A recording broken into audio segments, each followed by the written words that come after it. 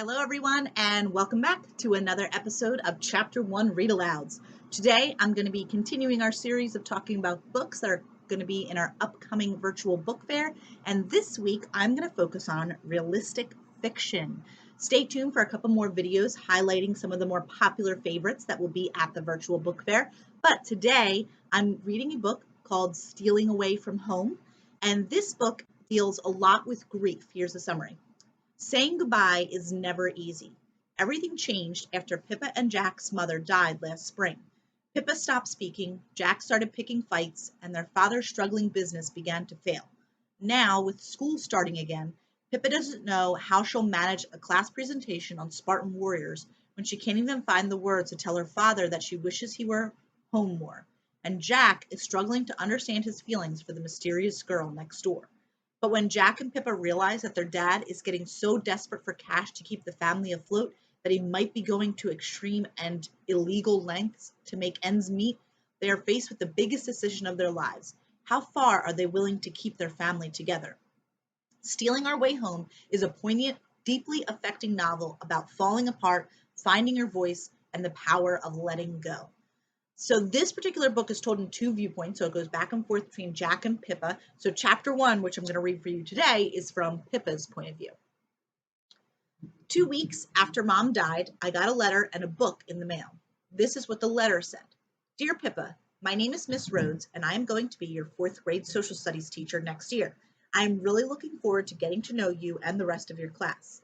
Since we will begin the fall term by learning about Greek culture, I always ask all of my students to read Tito and Warrior, which I have enclosed over the summer.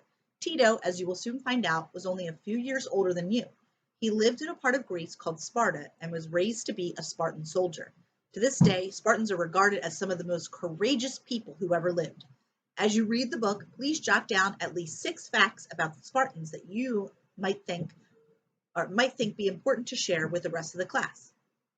We'll discuss the book and go over the information you've collected during the first week of school, so please come prepared. Have a wonderful summer, and I'll see you soon. Sincerely, Miss Rhonda Rhodes. I stretched out on my bed and read the letter twice, all the way through. I like the 2 R's in my teacher's name, the way they rolled over my tongue when I said them.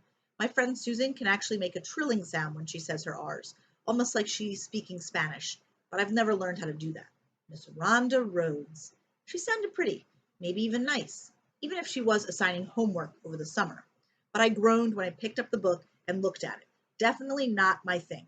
The boy on the cover, who I guess was supposed to be Tito the warrior, and which meant, at least according to Miss Rhodes, that he was just a few years older than me, looked like some weirdo old guy who was trying to pass as a kid. He was dressed in a long red robe and gold sandals that strapped up to his knees, and his face was all scrunched up, as if the artist had been trying to make him look fierce, but instead just made him look as if he had a really bad stomachache. Plus, he was leaning forward at a weird angle, sort of crouching a little with his hands spread out in front of him, like he was about to pounce on someone or catch something. It was strange. But who cared about school anyway? Or some dumb kid named Tito? What kind of name was Tito anyway? Mom was gone. Forever. And there was nothing that anybody could do to bring her back. I slid Tito the warrior between the side of my bed and the wall, and I crumpled the letter up into a little ball and threw it in the trash can. It bounced off the lip and rolled into the corner. Sorry, Miss Rhonda Rhodes. Not this year. Not this girl.